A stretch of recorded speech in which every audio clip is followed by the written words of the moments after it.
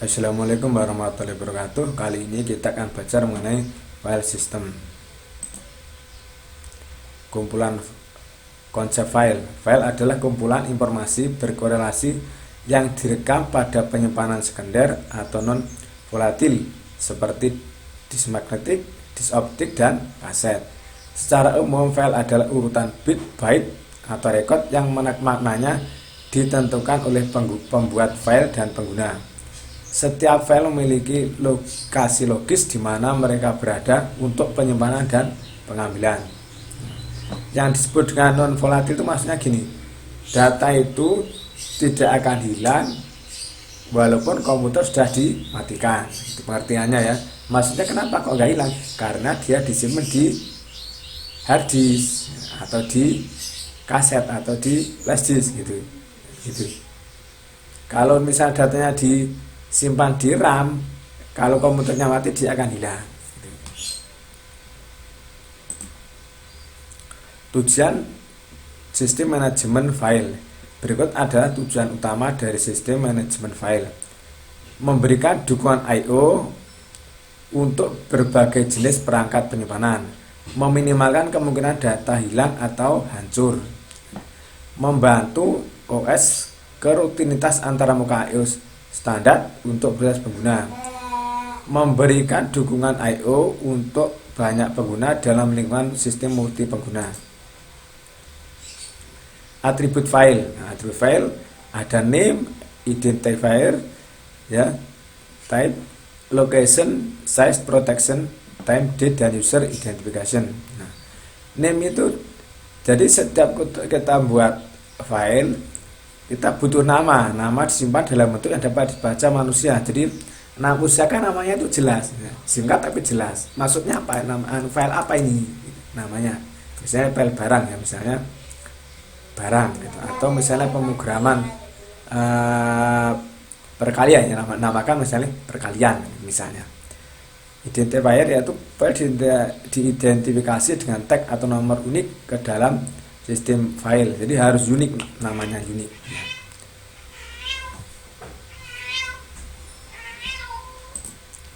Type itu dibutuhkan oleh sistem. Jadi maksudnya file ini jenisnya apa? Apakah doc, apakah tag, apakah exe, ya, apakah obj gitu nanti ya. Jadi begitu jenis file itu apa gitu, tipenya apa. Lokasinya itu pointer to file location di hard disk. Maksudnya lokasinya di mana sih file ini? Nah, size-nya, ukuran file saat ini. Protection yaitu kontrol siapa yang bisa membaca, menulis, dan menjalankan. Jadi mungkin ada file tertentu tuh ini tidak boleh diakses, nah, begitu ya. Boleh. Time, date, dan user identification yaitu untuk perlindungan keamanan dan pemantauan penggunaan. Jadi misalnya Anda buat file kan langsung terekam tuh tanggal bulan tahunnya dan siapa yang membuat, gitu kan? Siapa yang membuat file ini? Nah, gitu. Informasi tentang file disimpan dalam struktur direktori yang dipertahankan pada disk. Ya. Operasi file: create, write, read, delete, truncate ya, sama seek. Nah ini perintah-perintah ini adalah perintah-perintah buat file ya. Anggap saja hampir mirip dengan perintah-perintah dari SQL. Nah cuman agak beda ya. Kalau create sama create-nya bikin filenya. Write kalau di SQL pakai apa? Insert into kan gitu. Kalau ini write, jadi ini perintah program kayak DOS gitu ya. Jadi write pemrograman zaman dulu. Write jadi pakai apa itu? Basic ya. Write untuk nulis file. Nah, kemudian read membaca file pada posisi tertentu. Kalau di SQL itu select. Nah, kalau delete sama delete. Truncate ada di SQL ada untuk menghapus seluruh data. Nah, jadi dikosongkan. Seek mencari suatu data di posisi tertentu. Nah, itu untuk mencari seek. Ya. Oke, kita lanjutkan. Open file. Ketika terjadi open file, data harus di maintenance. File pointer yaitu pointer ke lokasi read write terakhir per proses yang membuka file. File open count yaitu counter dari beberapa kali sebuah file dibuka untuk membuang data dari tabel open file ketika proses terakhir menutupnya. Misalnya 0 jika dibuka, 1 jika dibuka, 0 jika ditutup. Lokasi D yaitu tempat penyimpanan file, berisi case dari informasi akses data. Akses write yaitu hak akses per proses file. Jadi file pointer itu maka penunjuk. Jadi misalnya kalau membuka file, misalnya dibuka, dia akan menuju ke lokasi terakhir, ke data terakhir, misalnya gitu ya. Open file locking dilakukan oleh OS dan program. Terjadi ketika ada akses ke file. Ada dua kemungkinan, yaitu mandatory, akses ditolak ketika ada perintah atau request. Advisory yaitu proses dapat menemukan status upload dan memutuskan apa yang harus dilakukan. Memutuskan apa yang dilakukan. Double ini ya, double nanti dia perbaiki. Nah, maksudnya gini, gambarannya seperti ini. Misalnya kita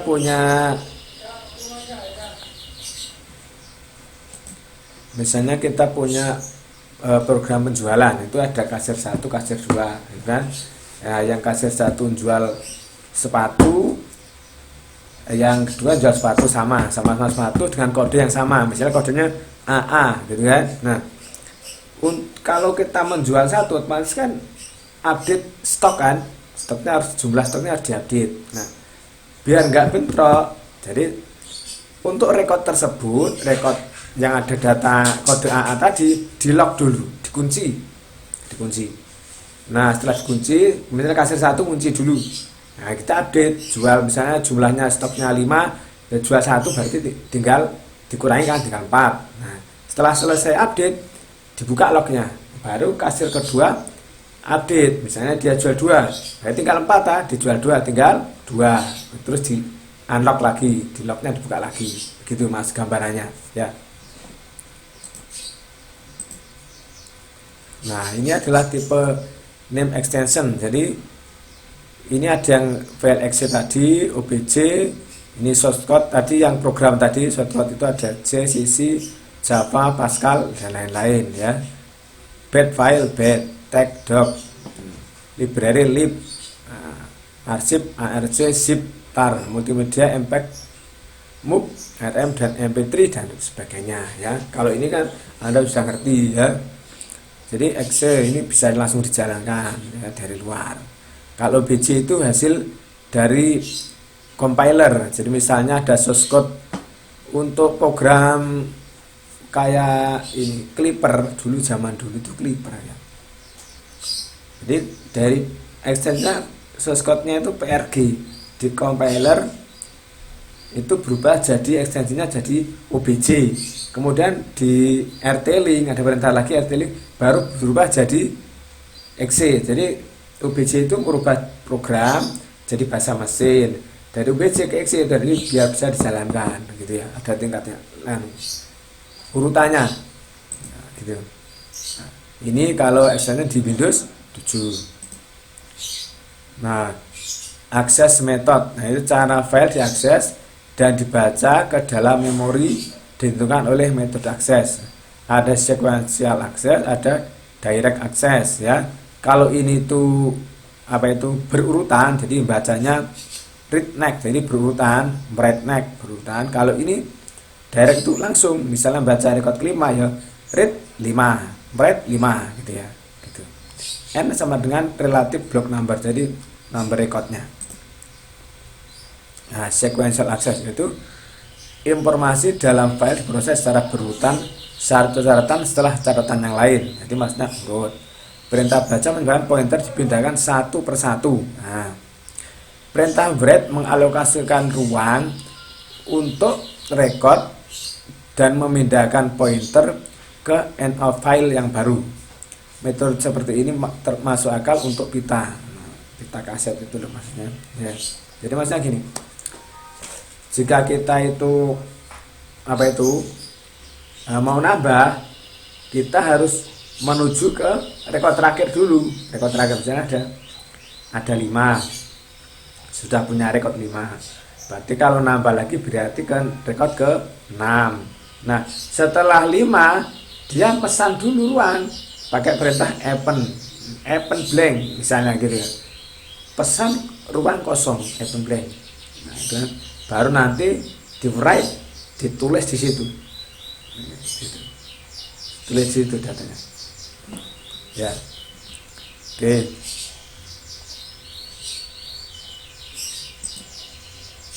Nah, ini gambarannya. Jadi misalnya ini sekuensial. Jadi misalnya ini ke perintah reset untuk menolkan ya. Misalnya CP-nya atau rekodnya di 0 misalnya. Kemudian read next, berarti dia baca rekod berikutnya. Nah, read CP. CP-nya kan tadi 0 tuh. Nah, CP sama dengan CP plus 1, berarti dia baca di rekod ke 1 gitu. Write next, berarti write CP. Nah, CP sama dengan CP plus 1. Nah, ini berat CP-nya tadi berapa? 0, berarti sini berarti 1 ya. Jadi kayak ini. Jadi misalnya ini kosong, masih kosong, dia disimpan ke rekod ke 1 gitu, atau baca rekod ke 1 gitu ya. Saya ya terlalu sulit ini ya. Direct access yaitu file dilihat sebagai urutan blok atau rekod bernomor. Tidak ada batasan blok mana yang dibaca atau ditulis. Blok dapat dilakukan dalam urutan apapun. Operasinya read n, write n. Jadi membaca nomor blok relatif n. N adalah angka yang relatif terhadap awal file, bukan relatif terhadap lokasi disk fisik absolut. Oke. Dia baca di rekod keberapa gitu ya. Nah, direct access dan indeks sekuensial. Dan sangat berguna untuk pengasihan langsung informasi dalam jumlah besar. Misalnya ada 1000 data, gitu kan? Kita membaca rekod ke 800 langsung jet gitu ke 800, write 800 gitu. Nah, indeks sekuensial itu juga dapat dilihat sebagai sederetan blok yang berindeks. Untuk mencari suatu bagian dari file, pertama-tama cari indeksnya. Kemudian dengan pointer tersebut kita mengakses file secara langsung, lalu mencari bagian dari file yang diinginkan.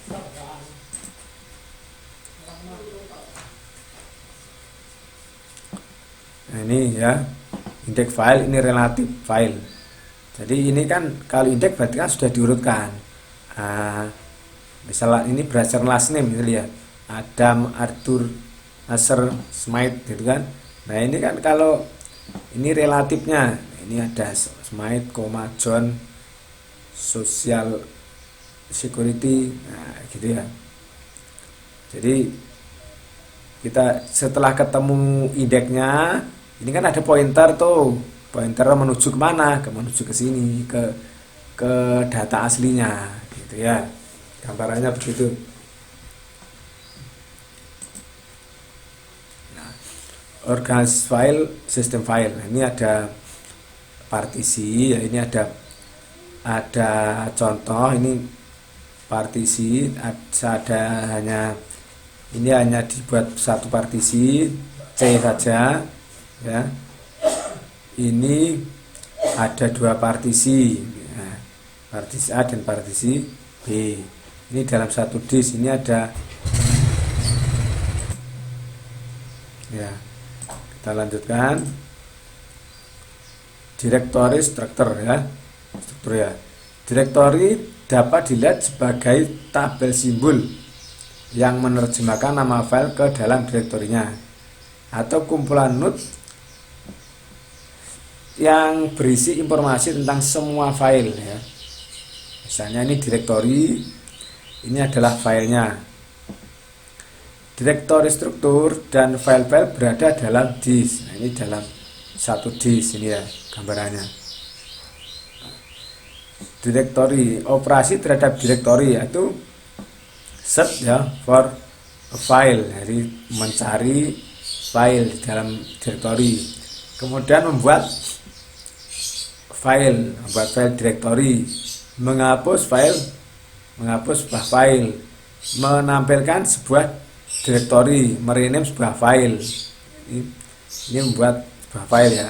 Kemudian lintasan file, akses setiap direktori dan setiap file dalam struktur direktori. Jadi ada perintah-perintah untuk membuat file, menampilkan direktori, membuat direktori gitu ya. Gitu.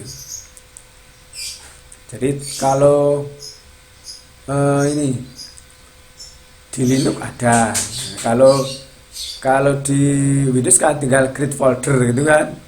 Nah, create folder ya, create folder. Jadi kalau di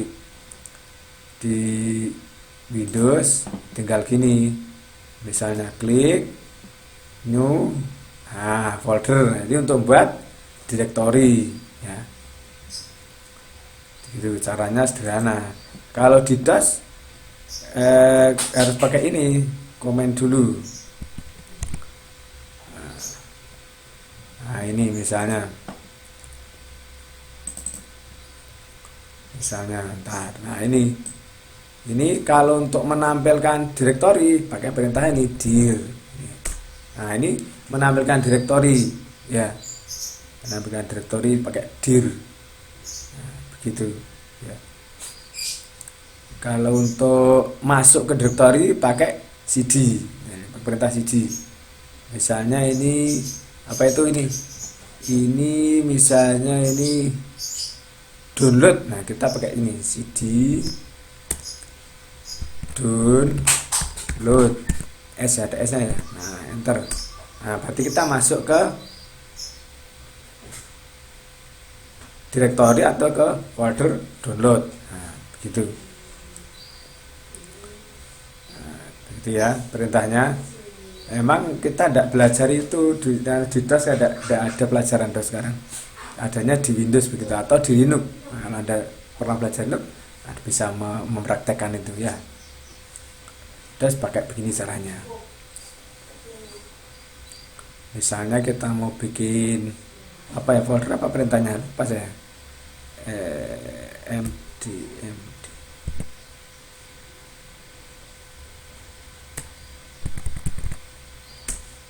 Nah jadi coba kita dir dulu. Ya. Wah kebanyakan ini. Tampilnya yang semuanya standar. Direktori ada nggak sini tadi? Kebanyakan isinya ya ini. Bentar. Coba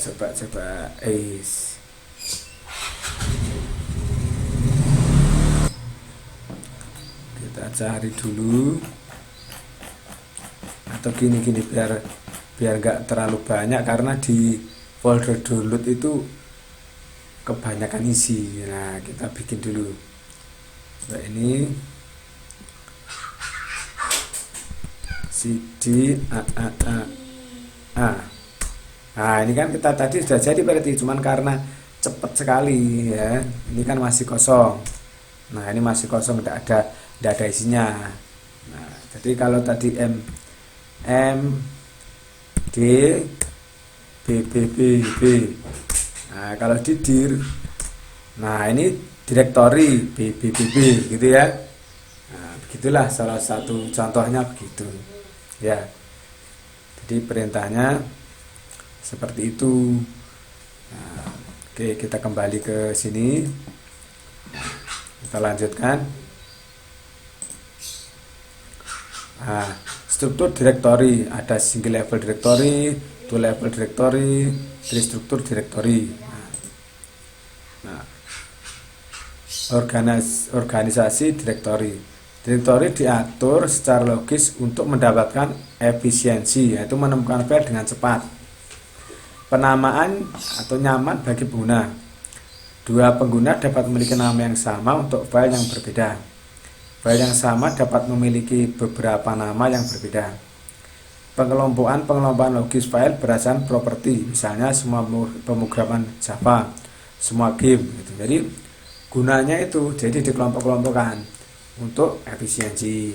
Nah, itu kan pertama itu yang penting, karena nanti kalau bisa-bisa nyarinya susah, ya kan. Jadi misalnya Anda belajar materi ini sistem berkas. Nah, seluruh materi harus dimasukkan ke dalam folder sistem berkas. Biar gampang nyarinya kan gitu ya. Atau belajar sistem operasi, nah dimasukkan di sistem operasi semua materi biar nyarinya gampang ya, gitu kan. Nah, ini ada single level directory. Semua file terdapat dalam direktori yang sama. Nah, misalnya ini ada root directory. Tiap file memiliki nama yang unik. Nah, ini misalnya A, B, C, D. Misalnya ini di root directory ya. Di root directory ini misalnya Anda punya folder A, B, C, D. Nah, two level directory membuat direktori yang terpisah untuk tiap user. Nah, terdapat user file directory dan master file directory. Masalahnya adalah bila beberapa user ingin mengerjakan tugas secara bersama dan ini menghasilkan file user lain. Nah, jadi misalnya ini ada apa itu root directory, user directory, kemudian baru ini filenya ya. Jadi misalnya kayak ini user directory itu maksudnya gini. Kalau gambar umumnya gini, Anda punya di komputer itu kan ada login. Misalnya ada banyak user, ada user A, B, C gitu kan. Nah, itu otomatis kalau Anda login A akan masuk ke data A. Kalau Anda loginnya B akan masuk ke datanya B. Demikian juga dengan C akan masuk ke datanya C. Itu yang jadi masalah. Login A akan akses B gitu misalnya. Kalau misalnya itu dikunci ya, nah mungkin tidak bisa gitu ya. Gitu loh ya. Gambarannya begitu.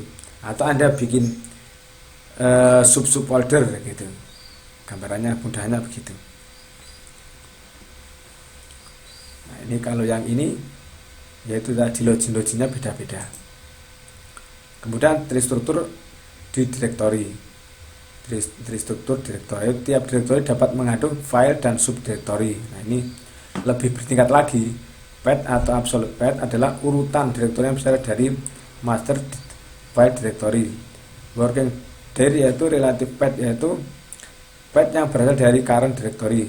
Current directory adalah direktori yang baru-baru ini digunakan. Nah, contoh absolute path yaitu /c/c/c/c. Nah, maksudnya apa //? Jadi maksudnya masuk ke sini, masuk ke sini, masuk ke sini, masuk ke sini gitu maksudnya. Ya. Jadi maksudnya CDC gitu. Jadi masuk ke sub gitu.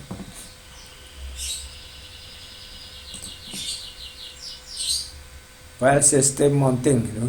Sebuah file berkas sebelum dapat digunakan harus dimount terlebih dahulu.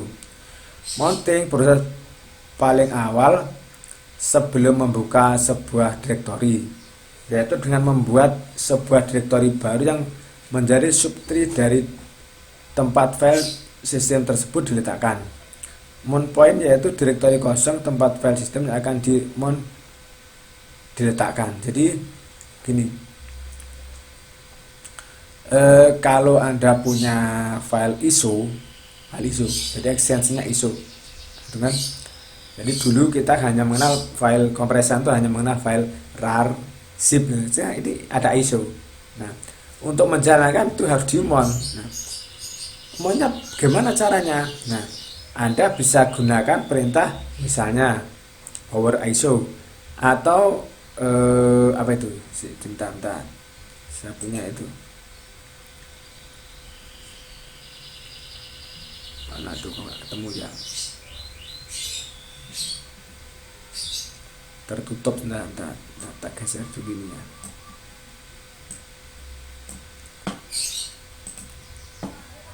Anda bisa gunakan diamond, diamond to light itu ya, itu bisa Anda pakai itu ya. Misalnya ini mana demonya, oh enggak ada demonya, ini misalnya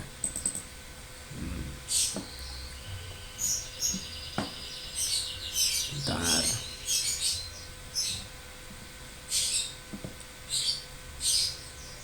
Nah ini ya, jadi ini salah satu ya untuk menjalankan file ISO. Nah, misalnya ini jalan nggak di sini. Nah, jadi tinggal klik di sini ya. Nggak kelihatan ya. Nah, kalau di sini nggak kelihatan sini. Semasnya saya biar kecil aja, ternyata nggak mau. Nih, mon. Nah, aduh ini apa lagi nih?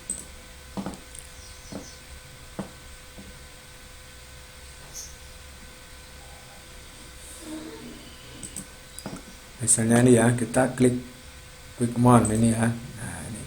Nah, ini yang kita cari adalah file-file yang berekstensi ISO. Nah, kok ISO? Nah, ini kita cari dulu, aku punya nggak ya? Sebentar. Nah, ini misalnya ini ya, kebetulan kita punya file Lego Racer ini ya. Nah, ini jadi ini kita buka, diklik open ya. Kita mon itu maksudnya. Nah, otomatis ya di sini nanti, nah ini akan muncul ya ini. Jadi kalau tadi sebelumnya hanya si drive-nya ada C dan D, ini ada monnya tadi muncul di sini ya, kita lihat. Nah ini jadi file yang di ISO tadi baru bisa kita jalankan. Nah, cara installnya demikian. Jadi harus di mon dulu, dia otomatis membuat sebuah drive baru ya. Untuk itu yang buka ISO tadi di drive baru kita bisa jalankan gitu ya, bisa ya. Baru nanti di setup ini jalan dan install. Jadi untuk game-game biasanya pakai ini, pakai mon ini ya. Oke, kita tutup dulu ya, kita kembali ke materi. Nah, begitu, kita lanjutkan file sharing, yaitu file sharing mendukung sebuah sistem operasi yang user oriented, berhubungan dengan permission atau hak akses ya. Multiple user bisa mengakses file yang sama. Pada sistem terdistribusi, file dapat dibagikan melalui jaringan pada multiple user, yaitu owner ID, group ID, dan universe ya. Owner ID user yang bisa mengganti atribut, membuka akses, dan mengontrol sebuah file atau directory. Group ID sekelompok user yang men-share akses sebuah file. Universe yaitu umum ya. Tiap user memiliki user ID masing-masing yang unik. Protection yaitu file owner atau kreator harus dikontrol. Apa yang dilakukan oleh siapa? Tujuan proteksi yaitu menjaga aman dari kerusakan fisik, menjaga dari akses yang tidak diizinkan. Tipe dari akses yaitu read, write, execute, dan open, delete, list. Nah, jadi begitu. Jadi siapa aja yang boleh akses, nah, gitu ya. Siapa aja yang boleh menulis atau membaca. Gitu. Nah, ini kalau ini Windows XP Access Control. Jadi misalnya di sini ada, kalau Anda buka properti ada apa itu hak aksesnya muncul kan, ada full control. Nah, modify apa tuh read dan execute ya, read, write. Nah, ini tinggal nyawang-nyawang. Kalau tergantung ini, kalau misalnya haknya tidak penuh berarti tidak bisa dijalankan ya kan. Oke, Sampai di sini aja ya. Saya rasa cukup jelas. Saya akhiri. Assalamualaikum warahmatullahi wabarakatuh.